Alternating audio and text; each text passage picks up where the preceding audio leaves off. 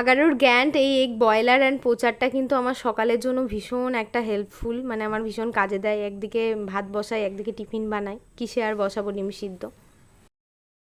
তো এর মধ্যে একটা মেজারমেন্ট কাপ দিয়েছে, যেটা দিয়ে আমি মিডিয়াম মানে ডিম সিদ্ধ করব, মানে মিডিয়াম করব বলে আমি মিডিয়াম মাপের যে জলটা লাগবে, তোমরা সফট চাইলে সফট করতে পারো, যদি একটু হার্ড করতে চাও তাহলে হার্ড করতে পারো। তো আমি ছোট্ট একটা, দেখো নিচে একটা পিন দিয়েছে, পিন দিয়ে একটা ছিদ্র করে নিলাম। তো ছিদ্র করে দিলে কী হবে, ডিমটা ফেটে যাওয়ার ভয় থাকবে না, বেরিয়ে যাওয়ার ভয় থাকবে না। তো এখন যেহেতু আমার আপাতত 2টো ডিম সিদ্ধ লাগবে, তো আমি 2টোই করতে দিলাম। এটাতে কিন্তু তোমরা 8টা ডিম খুব সুন্দরভাবে সিদ্ধ করতে পারবে। যা কারেন্টটা দেওয়ার পরে এই যে দেখতে পাচ্ছ ব্লু লাইটটা জ্বলছে, এটা অটোমেটিক যখন জলটা ফুরিয়ে যাবে, ডিমটা সিদ্ধ হয়ে যাবে, অটোমেটিক লাইটটা বন্ধ হয়ে যাবে। মানে তুমি যদি ডিমটা সিদ্ধ করতে দিয়ে কোথাও চলেও যাও, ভুলেও যাও, জল ফুরিয়ে গেলে অটোমেটিক দেখো এটা বন্ধ হয়ে গেছে, আর কত সুন্দর ডিমগুলো সিদ্ধ হয়ে গেছে। একটু তোমাদেরকে কেটে দেখাই। আমি কিন্তু সচরাচর মানে একটু সফট ডিমটা পছন্দ করি, আমার মেয়ে আর আমার বাবা একটু মিডিয়ামটাই পছন্দ করে, ওই জন্য মিডিয়ামভাবেই সিদ্ধ করেছিলাম। এরপরে একদিন তোমাদেরকে একটু সফটভাবে সিদ্ধ করে দেখাবো, মানে যেটাকে বলে একদমই হাফ বয়েল, মানে কুসুমটা তলতল করবে ওরকম। তো আজকে দুপুরের সকালের কাজবাজ সেরে দুপুরে রান্না চাপিয়ে দিয়েছি। বাজারে এসেছিলো মিডিয়াম সাইজের একটু ইলিশ মাছ, তো সর্ষে তো ইলিশ খাওয়াই হয়। ত্রিধা বলেছে মা আজকে কচু দিয়ে বেগুন দিয়ে ইলিশের একটা রেসিপি করবা। তো বেগুন আমার কাছে ছিল না, কচু আলু সবই ছিল, তো বেগুন আনতে আবার কি বাজারে যেতে পারি, মানে আর ভালো লাগছে না। তো সেই জন্য ভাবলাম হালকা করে মাছটাকে একটু ভেজে নেবো, মানে জাস্ট ইলিশ মাছ ভাজতে হয় না, কিন্তু স্মেলটা ভীষণ ভালো বেরোচ্ছে। বিশেষ করে বড় বড় ইলিশ আনলেও এতটা টেস্ট হয় না, এত গন্ধ থাকে না, যতটা গন্ধ জানি না খেতে কেমন হবে, খাওয়ার পরে তোমাদেরকে বলবো যে খেতে কেমন হয়েছে। তো মাছটাকে এই যে হালকা করে ভেজে নিলাম।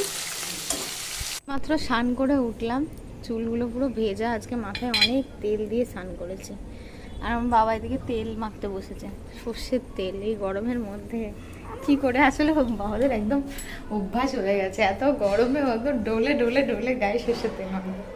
তো আমার রান্না কদ্দূর একটু দেখায়। আজকে কচু দিয়ে আলু দিয়ে প্লেন মাছে সর্ষে লঙ্কা বাটা দিয়ে একদম পাতলা করে ঝোল করবো। তো এই যে ফুটে গেছে, একটু ফুটুক, সর্ষে লঙ্কাটা এখনো বাটিনি, আজকে শিলে বাটবো। এই রান্নাটা একদমই কালো জিরে ফোড়ন দিয়ে প্লেন একদম সিম্পল সাদামাটাভাবে বানিয়েছি। মশলা বলতে একটু সর্ষে আর একটু লঙ্কা জাস্ট বেটে দিয়ে দিয়েছি। এবার উপর থেকে মাছগুলো দিয়ে গ্যাসটাকে কমিয়ে থালা চাপা দিয়ে দেবো, তাহলেই মানে আস্তে আস্তে হয়ে যাবে। তো কচুগুলো না বেশ ভালো দেখেই এনেছিলাম, কিন্তু দোকানদার মাঝে মধ্যে আবার 2-1টা খারাপ দিয়ে দিয়েছে, সেগুলো আবার দেখছি 2-1টা সিদ্ধ হয়নি, মানে বেশিরভাগই সিদ্ধ হয়ে গেছে। গন্ধ কিন্তু সত্যি কথা বলতে অপূর্ব বেরোচ্ছে, জানি না খেতে কেমন হবে। কাঁচা লঙ্কা দিয়ে করেছি, কালারটা কিন্তু খুব একটা সুন্দর হয়নি, কিন্তু খেতে টেস্টি হলেই হবে। আজকে আমাকে ভীষণ ন্যাড়া ন্যাড়া লাগছে না কেন বলতো, এই কানেরগুলো খুলেছি। আমার এই কানটা না অনেকটা কেটে গেছে জানো, মানে অনেকটা মানে মোটা হয়ে গেছে ছিদ্রটা, আর এই কানটা ঠিক আছে। ওই চেন কানেরগুলো পরে পরে এইরকম কানের সমস্যা। আর আজকে ইলিশ মাছটা এত টেস্টি ছিল কি বলবো। এর আগে তো 400 গ্রাম ওজনের 500 গ্রাম ইলিশ এনেছিলাম, তাও মনে হয় এতটা টেস্টি হয়নি। এগুলো কি বলতো, তাজা ইলিশ, ছোটো ছোটো ইলিশ তো, 200 গ্রাম 250 গ্রামের ইলিশগুলোকে স্টোর করে না, বড় বড় ইলিশগুলোকে স্টোর করে, কারণ গ্যালোবার্কার ইলিশ এখনও পর্যন্ত বাজারে কিন্তু বিক্রি হচ্ছে, মানে এত পরিমাণে মাছ স্টোর করে রাখে বেশি দামে বিক্রি করবে বলে। তো সেই কারণে মাছের পুরো স্বাদটাই নষ্ট হয়ে যায়। এগুলো পুরো একদম টাটকা ইলিশ, মানে গঙ্গা থেকে ধরেছে নিয়ে এসে বিক্রি করছে, মানে 2-4 দিন 5 দিন কি 10 দিনের ব্যাপার, ওই জন্য মাছগুলো এত টেস্ট। আর আমি কাটতে গিয়ে বুঝতে পারলাম যে এত ছোটো ছোটো ইলিশ রান্না করছি, তাই মনে হচ্ছে গোটা বাড়িতে যেন ইলিশের গন্ধ ছড়িয়ে গেছে। তো ওদিকে বাবাকে খেতে দিয়েছি, এখনও কাজকর্ম কিচ্ছু গোছানো হয়নি। চলো দেখি কাজকর্মগুলো গুছিয়ে নিয়ে। এদিকে অহনা আবার পুচুকে নিয়ে গেছে, পুচু ঘুমিয়ে গেছে ওখানে গিয়ে। আমার কেমন যেন ঘুম ঘুম পাচ্ছে, মনে হচ্ছে এখানে যদি আমি শুই এখন পুরো ঘুমিয়ে যাব। এই দেখো আরাধ্যা নিয়ে এসেছিল পুচুকে, তখন কটা বাজে রে, তখন বাজে 1:30, আর এখন ঘড়িতে বেজে গেছে 6টা। এখনো পুচু ওদের বাড়িতেই আছে, মানে ওদের বাড়িতে আসলে ও ভদ্রলোক হয়ে যায় নাকি বাবা? আন্টিদের বাড়িতে আসলে ঘুম আর ঘুম আর ঘুম, তাই তো? পুতুল পুতুল নিবা, দিদির কোন পুতুলটা নিবা? এই হচ্ছে আমাদের আরাধ্যা রানীর টয় কালেকশন। আচ্ছা, অনেকেই আমাকে কমেন্টসে বলে যে দিদি অহনার বাড়ির হোম ট্যুরটা একটু দিও, অহনা কি ভিডিও করে না, ওর ইউটিউব চ্যানেলের লিঙ্কটা একটু দিও, অনেকেই বলে। তো আজকে চলো ওর হঠাৎ করে আমার মনে হলো যে বাড়িতে এসেছি, চলো একটু সুন্দর করে ওর হোম ট্যুরটা দিই। প্রথমেই ঢুকলে ডাইনিং বলছি, প্রথমে একটা ব্যালকনি ছিল। তো ঘরে ঢোকার পরেই জাস্ট এটা হচ্ছে প্রথম ঘর। মানে এখানে না ভাড়া দেওয়ার সিস্টেমগুলো এরকমই, যে সিঁড়ির কাছ দিয়ে যে গেটটা থাকে সেটাতে বাড়িওয়ালারা থাকে, আর এই যে এই গেটটা দেখতে পাচ্ছ এইটা দিয়ে আর কি ভাড়াটিয়া এর গেটটা দিয়ে ঢুকলে পুরোটা আর কি পেয়ে যায়। তো এই হচ্ছে ওর প্রথম ঘরটা। মানে দেখো একদম একটা খাট, একটা শোকেস, এইদিকে একটা দেয়াল আলমারি যেটাতে টিভি রেখেছে, আর নিচটাতে জামা কাপড় রেখেছে, আর এই সাইডে ওর পুতুল টুতুল দিয়ে রাখা আছে। আর এইটা হচ্ছে ডাইনিং প্লেসটা, এখানে fridge, dining table, meat case. আর এই ঢুকতেই পাশাপাশি দুটো ঘর, মানে এই সাইডে একটা ঘর, এই সাইডে একটা ঘর। আর এই যে দেখতে পাচ্ছ এখানে একটা দেয়াল আলমারি আছে, মানে পাশাপাশি, দেখো তোমাদেরকে বোঝাই, এই একটা ঘর আর এই যে পাশে এই একটা ঘর।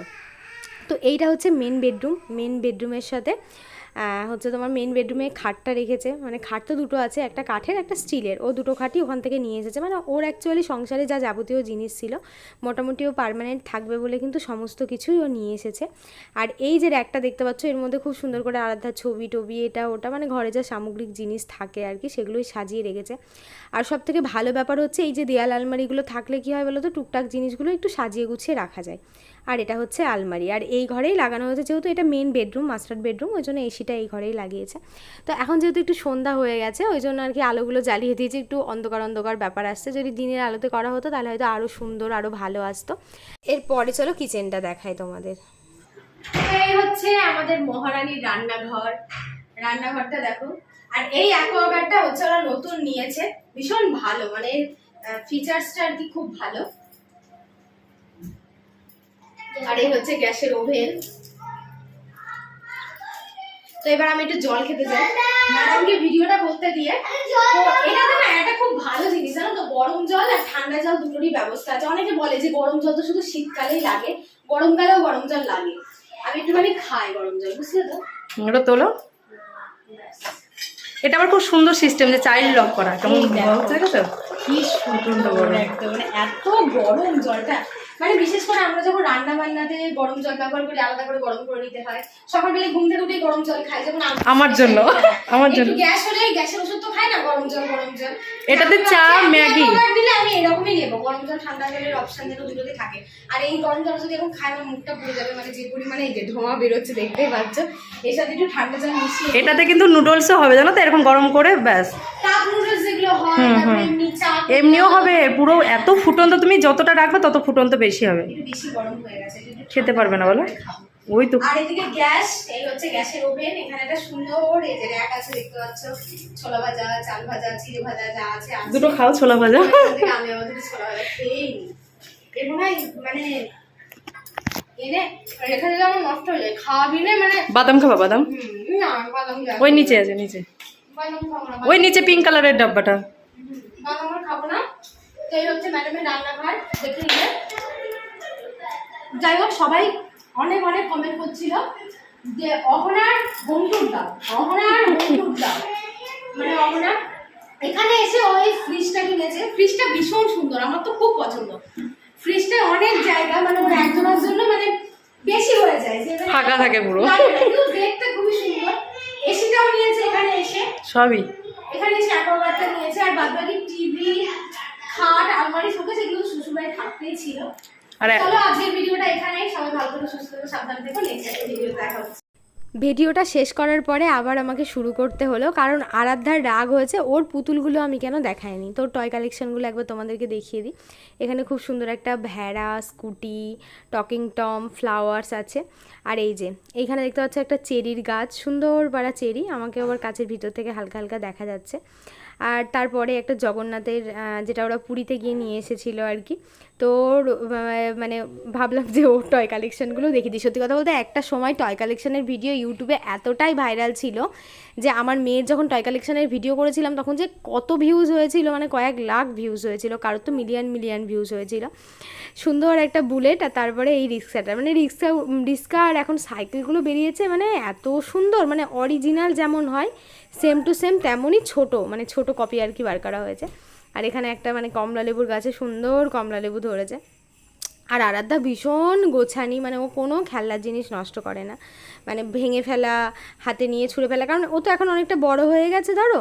আর বড় না হলেও মানে অনেকে দেখবে অনেক বাচ্চারা মানে বিশেষ করে ছেলেরা একটু বেশি দুরন্ত হয়, জিনিসপত্র যত্ন করতে পারে না, ভেঙে ফেলে ছোটোবেলাতে। আর ও ভীষণ গোছানি, সুন্দরভাবে ছোটোবেলাকার যত ওর খেলনা ছিল সবই আর কি গোছানো আছে। এগুলো এখানে এসে ভালো হয়েছে, যেহেতু শোকেস টোকেস পেয়েছে সুন্দরভাবে, আর দেখতেও খুব সুন্দর লাগে। আর এই সাইডে যেখানে টিভি ক্যাবিনেটটা লাগিয়েছে এখানে একটা টেডি, আর এই সাইডটা একটু তোমাদেরকে দেখিয়ে দিই, তোমাদেরও ভালো লাগবে দেখতে, ওরও মনটা একটু খুশি হয়ে যাবে।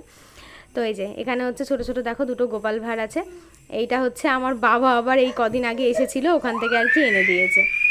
এদিকে আমার পুচু আবার কান্না করতে লেগেছে। তো এই যে এই গোপাল ভাঁড়টা আমার বাবা, গোপাল ভাঁড় এটা, এর হাড়ি থাকার দরকার হাতে।